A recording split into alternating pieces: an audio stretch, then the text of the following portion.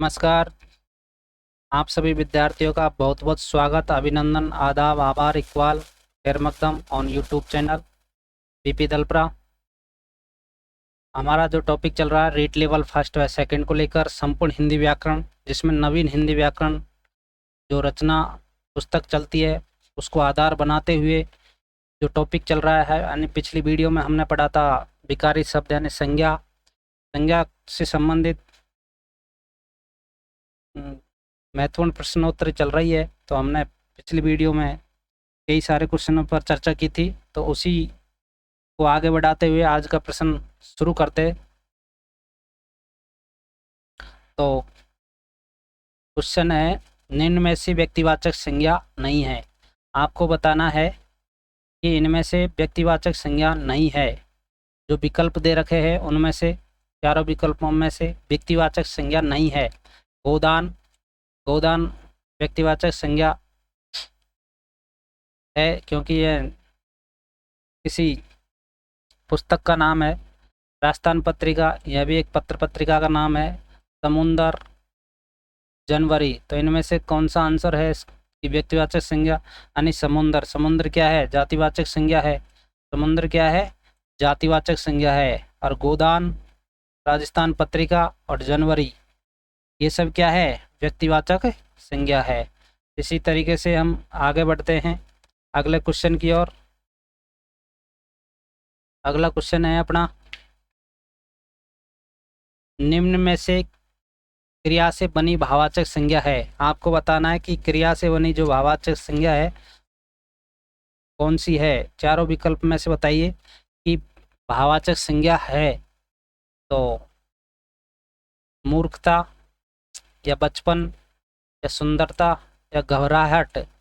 बताइए इनमें से भाववाचक संज्ञा कौन सी है। भाववाचक संज्ञा घबराहट है, यानी मूर्खता, बचपन और सुंदरता।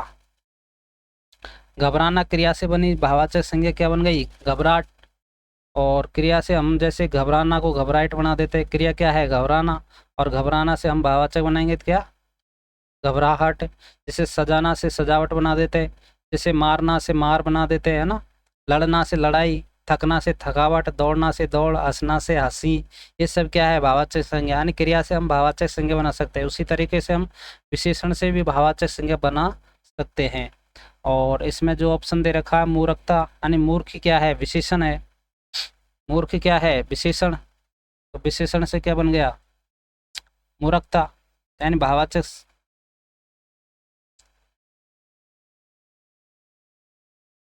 घबराना क्रिया से बनी भाववाचक संज्ञा घबराहट है ना। और मूर्ख क्या? विशेषण है, तो मूर्खता। बच्चा, बच्चा से क्या है? बचपन, यानी जातिवाचक संज्ञा है। सुंदर क्या है? विशेषण है सुंदर, और सुंदरता हो गया। ठीक है, तो भाववाचक संज्ञा का रूप ये सभी बने हैं। और क्रिया से क्या है? यहाँ पर क्रिया से कौन सी बनी है भाववाचक संज्ञा? घबराहट, जबकि ये विशेषण है बाकी के। अगले क्वेश्चन की ओर बढ़ते हैं। अगला क्वेश्चन है, तेंदुलकर, यानी तेंदुलकर एक विस्फोटक बल्लेबाज है। रेखांकित पद में जो संज्ञा है, यानी चारों विकल्प में से बताना है कि इनमें कौन सी संज्ञा है।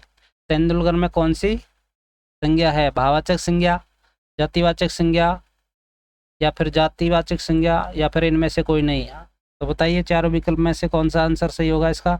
इसका आंसर है व्यक्तिवाचक संज्ञा, यानी तेंदुलकर क्या है? व्यक्तिवाचक संज्ञा है।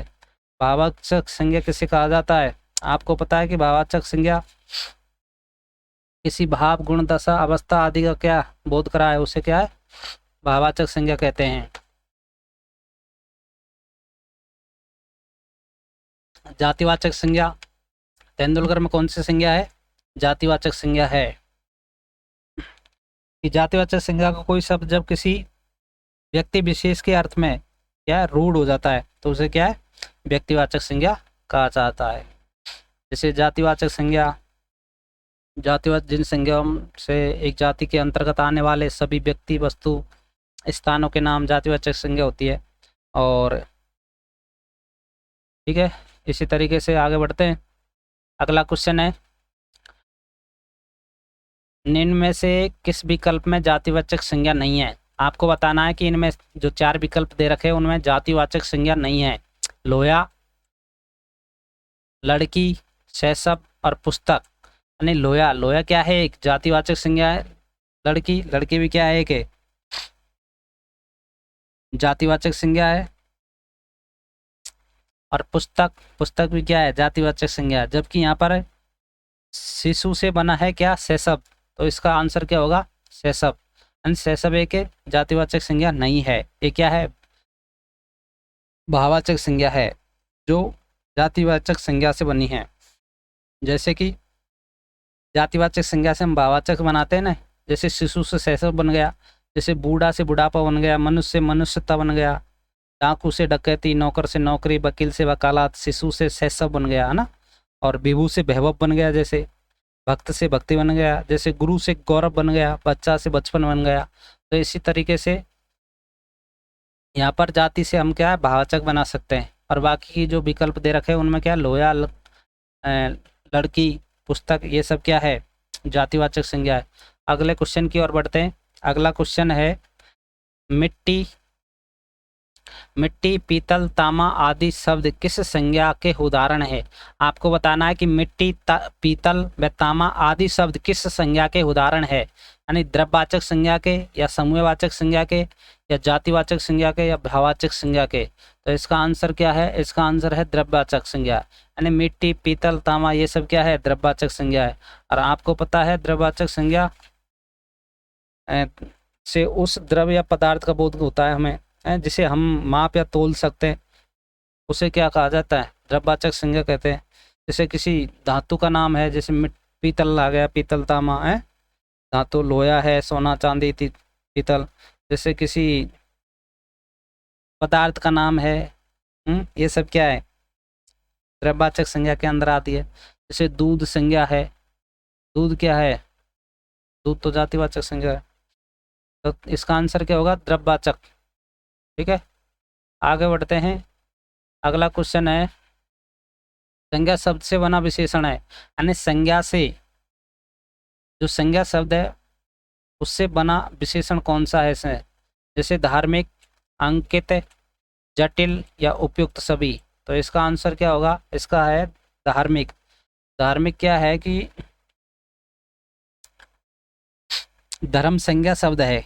धर्म क्या है? संज्ञा। और संज्ञा, धर्म से जो धर्म संज्ञा शब्द है उससे क्या विशेषण बनाना अपन को। तो विशेषण क्या बन गया? धार्मिक, एक प्रत्यय लगाकर। ठीक है। अंकित, अंकित यहाँ पर क्या है? व्यक्तिवाचक संज्ञा, यानी किसी व्यक्ति का नाम है। जटिल, जटिल क्या विशेषण है। तो यह क्या हुआ कि संज्ञा से बना विशेषण, एंड धर्म से क्या बन गया? धार्मिक। अगला क्वेश्चन, इसका आंसर क्या है? धार्मिक है। अगला क्वेश्चन का और बढ़ते हैं। निम्न में से भाववाचक संज्ञा है, आपको बताना है इन चारों विकल्प दे रखे हैं उनमें से भाववाचक संज्ञा कौन सी है? वीर, मनुष्य, गुरु, शत्रुता। यानी इनमें से कौन सी भाववाचक संज्ञा है? तो वीर, इसमें मनुष्य, गुरु, इनमें से क्या है? शत्रुता क्या है? भाववाचक संज्ञा है। शत्रु यानी जातिवाचक संज्ञा है, और उससे क्या है? भाववाचक संज्ञा का प्रत्यय लगा दिया इसमें, तो क्या बन गई? क्या बन गया? शत्रुता। शत्रुता क्या बन गई? भाववाचक संज्ञा। जबकि वीर क्या है? विशेषण है। और मनुष्य क्या है? जातिवाचक संज्ञा है। और गुरु भी क्या है? जातिवाचक संज्ञा है। ठीक है ना। आगे बढ़ते हैं। अगला क्वेश्चन है निम्न में से व्यक्तिवाचक संज्ञा नहीं है। यानी जो 4 विकल्प है उनमें से आपको छांटना है कि इनमें व्यक्तिवाचक संज्ञा कौन सी है, नहीं है। फल, बीकानेर, सुबोध या ममता। तो यहाँ पर क्या है? फल एक जाति का बोध करा रहा है, बीकानेर एक स्थान का बोध कराता है, सुबोध किसी का नाम का, किसी व्यक्ति का नाम का आदेश कर रहा है। तो यहाँ पर क्या हो गया? ममता। ममता क्या है? तो यहाँ पर व्यक्तिवाचक संज्ञा कौन सी है? नहीं है, फल है। यानी जातिवाचक संज्ञा माता फल। अब फल के अंतर्गत कई सारे फल होते हैं। किसी फल का नाम होता तो हम क्या बताते? व्यक्तिवाचक संज्ञा। तो यहाँ क्या है? व्यक्तिवाचक संज्ञा नहीं है, फल फल एक क्या है, जातिवाचक संज्ञा, जबकि व्यक्तिवाचक संज्ञा बीकानेर, सुबोध, ममता, ये सब क्या है, ममता किसी लड़की का नाम है, तो इसमें व्यक्तिवाचक संज्ञा है। ठीक है, आगे बढ़ते। अगला क्वेश्चन है, निम्न में से भाववाचक संज्ञा नहीं है, आपको बताना है इनमें से भाववाचक संज्ञा नहीं है। केरल, बुराई, नम्रता और सुंदरता। तो इसमें आंसर क्या होगा इसका? इसका आंसर है केरल। केरल क्या है, एक स्थान का नाम है, यानी व्यक्तिवाचक संज्ञा है।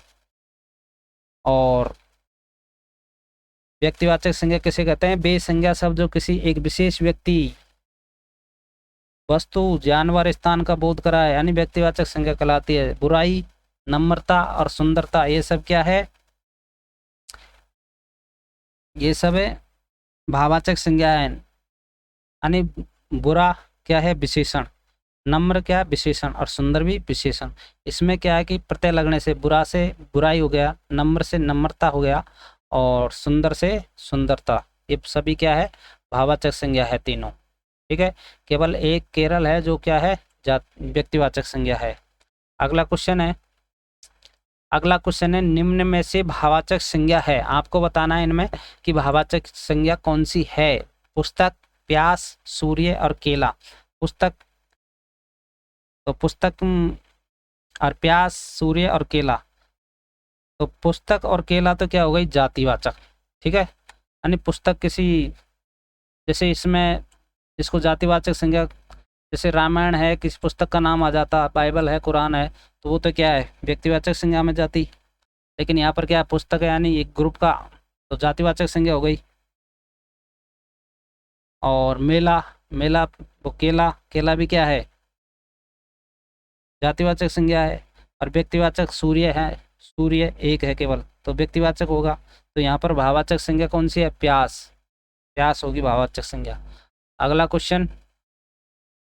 क्वेश्चन है, निम्नलिखित में से किस विकल्प में भाववाचक संज्ञा नहीं है? आपको बताना है कि इनमें भाववाचक संज्ञा नहीं है चारों विकल्प में से। खटास, यौवन, ठगी और एरावत। तो इसमें क्या है? खट्टा से क्या बन गया? खटास, युवा से यौवन और ठग से ठगी, यानी इनमें तो क्या है? भाववाचक संज्ञा है ये तीनों में। तो अपना आंसर क्या होगा? एरावत। यानी एरावत क्या है? एक हाथी का नाम है, तो हाथी का नाम है, तो ये क्या हो गई? व्यक्तिवाचक संज्ञा हो गई। ठीक है, यानी भाववाचक संज्ञा जिन संज्ञा शब्दों के पदार्थ की अवस्था, गुण, दोष, धर्म, दशा के बोध कराए, उसे क्या कहा जाता है? भाववाचक संज्ञा कहते हैं। और खटास, यानी खट्टा से खट्टास, भाववाचक संज्ञा बनी। युवा से यौवन बन गया, ठग से ठगी बन गया। अगला क्वेश्चन की ओर, इसका आंसर है एरावत। एरावत क्या है? एक व्यक्तिवाचक संज्ञा है। अगला क्वेश्चन है, निम्नलिखित में से किस विकल्प में सभी शब्द भाववाचक संज्ञा है? आपको बताना कि चारों विकल्प में से एक ऐसा विकल्प है जिसमें सभी क्या है? भाववाचक संज्ञा है। जैसे मिलाप, मिलना से मिलाप, स्व से स्वत्व, सेवा, अपनापन, बुढ़ापा, वृक्ष, उदासी, शेर, चालाकी, या फिर यौवन, अपना और बुनना। तो इनमें से कौन सा विकल्प है जिसमें क्या है? सभी में भाववाचक संज्ञा है। तो इसका जो ए ऑप्शन है, उसी में क्या है? सभी भाववाचक संज्ञा है। जैसे क्रिया मिलना, तो मिलाप हो गया, यानी मेल मिलाप, भाववाचक संज्ञा बन गई। और स्व, स्व यानी ये क्या है? सर्वनाम है, और इसमें त्व प्रत्यय लग गया, स्वत्व हो गया। सेवा, ठीक है, सेवक शब्द से बनी भाववाचक सेवा हो गई। और भाववाचक संज्ञा आप जानते हो, किसी गुण, दोष, गुण, भाव, दशा का ज्ञान कराए हमें, उसे क्या है? भाववाचक संज्ञा कहते हैं। और यहाँ पर क्या है कि जैसे वृक्ष है, तो इसमें क्या है? जातिवाचक संज्ञा है। शेर, शेर क्या है? जातिवाचक संज्ञा है। अपनापन, अपनापन क्या है? सर्वनाम है। और बुनना, बुनना क्या है? क्रिया है। यह क्या है? क्रिया है। अगला क्वेश्चन है, जत्ता शब्द में कौन सी संज्ञा है? आपको बताना है कि जत्ता में कौन सी संज्ञा है? भाववाचक संज्ञा, या फिर समुदायवाचक संज्ञा, व्यक्तिवाचक संज्ञा, या द्रव्यवाचक संज्ञा। चलो बताइए इसका आंसर क्या हो सकता है। इसका आंसर है यानी जत्ता एक समुदायवाचक संज्ञा है। और आपको पता है कि समुदायवाचक जिन्हें संज्ञा शब्दों से वस्तुओं या प्राणियों के समूह का बोध होता है, किसी ग्रुप का हमें आभास होता है यानी बोध होता है, उसे समूहवाचक संज्ञा कहते हैं। जैसे व्यक्तियों का समूह हो गया, जैसे हम परिवार, एक परिवार हो गया, संघ हो गया, कक्षा, सेना, दल, ये सभी क्या है, समूहवाचक संज्ञा में जाएगी। जैसे किसी वस्तु की बात करें अगर, तो जैसे गुच्छा, पुंज, ढेर, श्रृंखला, ये सब क्या है, ये भी समुदायवाचक में जाएगी। जैसे किसी जानवरों का समूह की अगर बात करें, झुंड, टोली, ये सब क्या है, समुदायवाचक में जाएगी। ठीक है ना। जत्था शब्द क्या है, समुदायवाचक संज्ञा का उदाहरण है। और जत्था शब्द का अर्थ होता है छोटा संगठित दल। ठीक है, तो आज के लिए इतना ही, हमारे क्वेश्चन समाप्त होते हैं और आज का ये टॉपिक समाप्त। कल नए टॉपिक के साथ आते हैं। जब तक के लिए आप हमारे साथ जुड़े रहिए। और हमारा हिंदी साहित्य का इतिहास चल रहा है, उसमें भक्तिकाल से संबंधित जैसे संत का टॉपिक चल रहा है, उससे संबंधित वीडियो अपलोड की जाती है हमारे ऑन बीपी दल पर यूट्यूब चैनल पर। तो हमारे साथ जुड़े रहिए, बना रहिए। आपका प्यार हमेशा बनाए रखे। मस्त रहे, स्वस्थ रहे और तैयारी में बस व्यस्त रहे। जय हिंद, वंदे मातरम, नमस्कार।